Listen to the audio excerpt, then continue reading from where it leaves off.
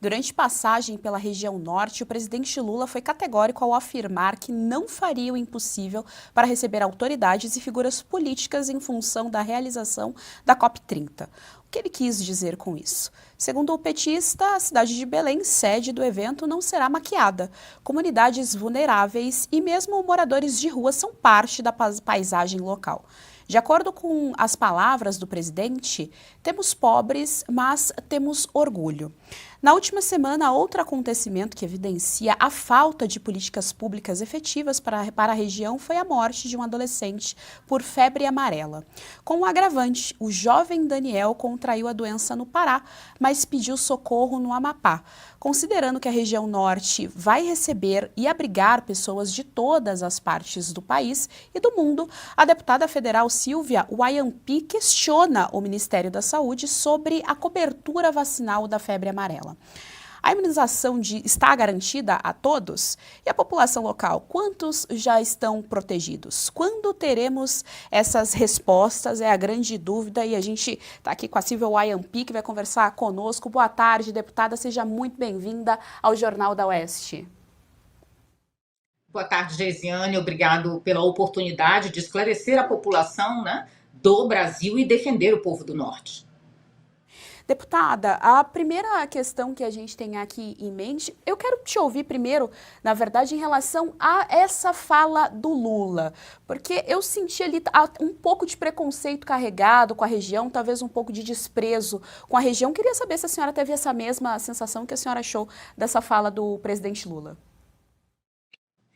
É claro que há desprezo, até porque a população do Norte ela vive um completo abandono, né? O Norte brasileiro, no caso, os habitantes que vivem na Amazônia Legal, são povos que são sacrificados, né? Que perderam a sua dignidade para garantir o desenvolvimento econômico de outros países.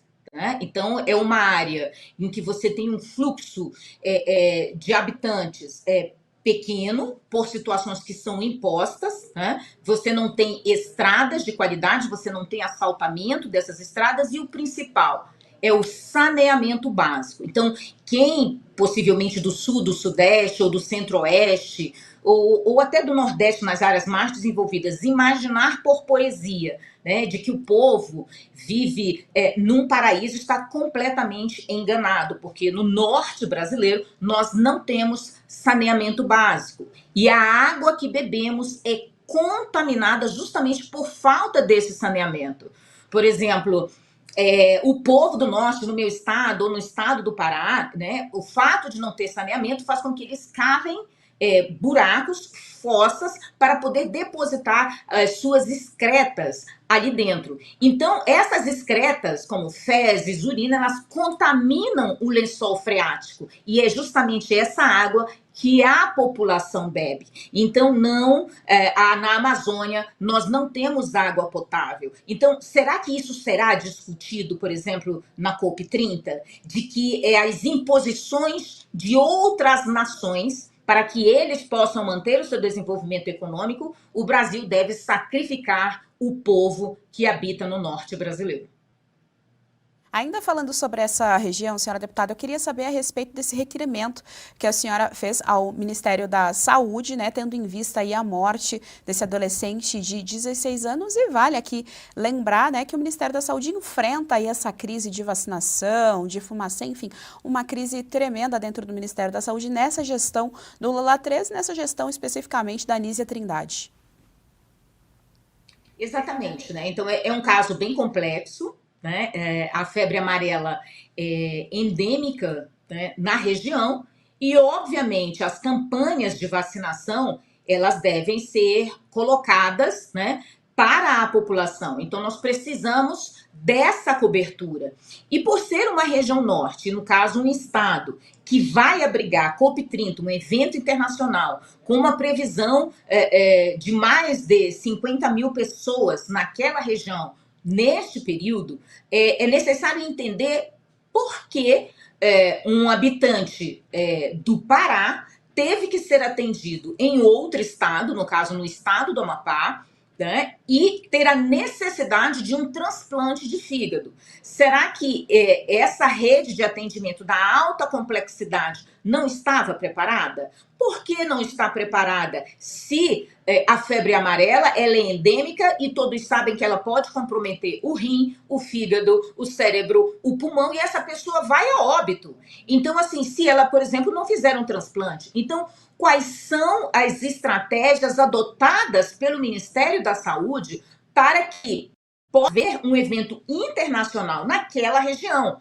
Por exemplo, a contaminação pela febre amarela, ela pode ocorrer em áreas, por exemplo, em áreas silvestres e em áreas urbanas. Então, as silvestres são nas áreas rurais e as urbanas, obviamente, na cidade. Então, que controle o Ministério da Saúde está fazendo em suas campanhas de vacinação para o norte brasileiro? Por que os hospitais não estão preparados para atender? Veja, não foi só um único jovem que faleceu. Tiveram outras pessoas e esses casos não foram notificados.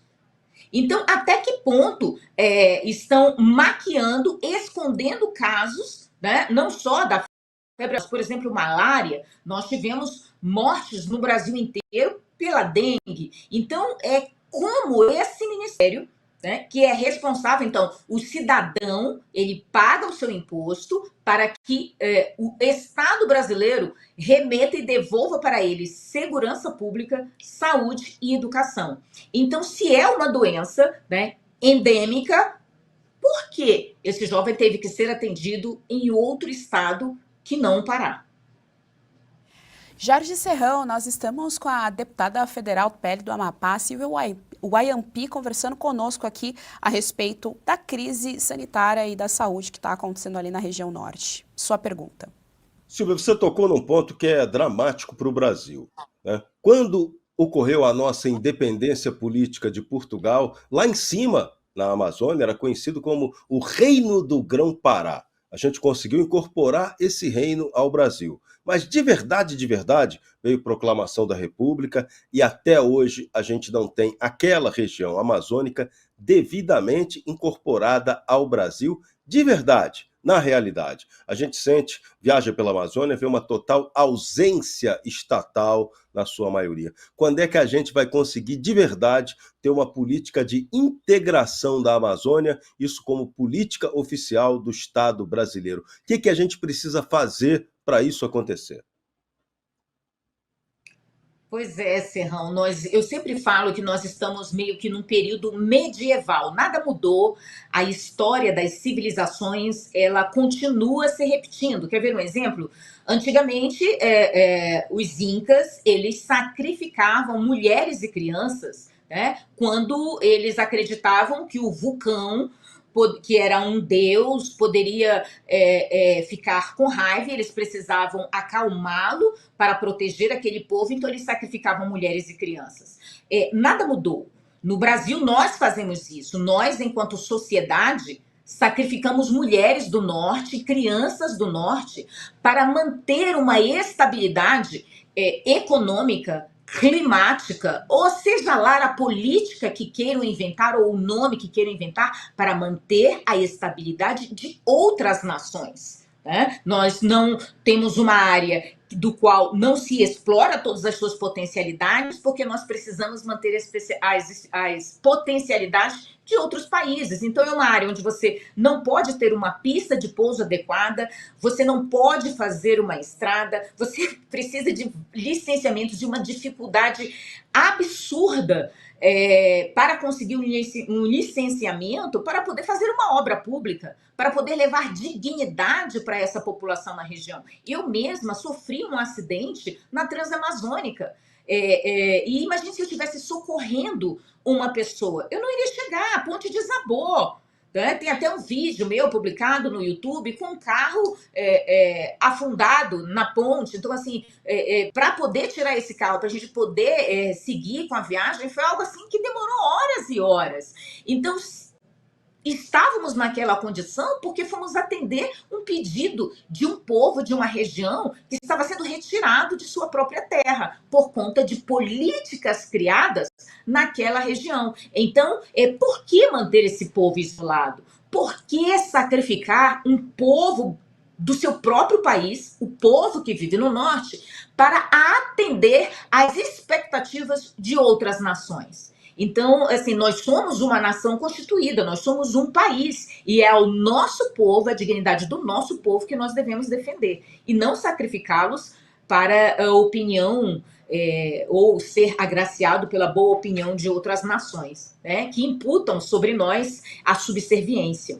Então, esses casos de nessas regiões não deveriam acontecer se realmente fosse uma área monitorada ou se esse povo tivesse realmente dignidade.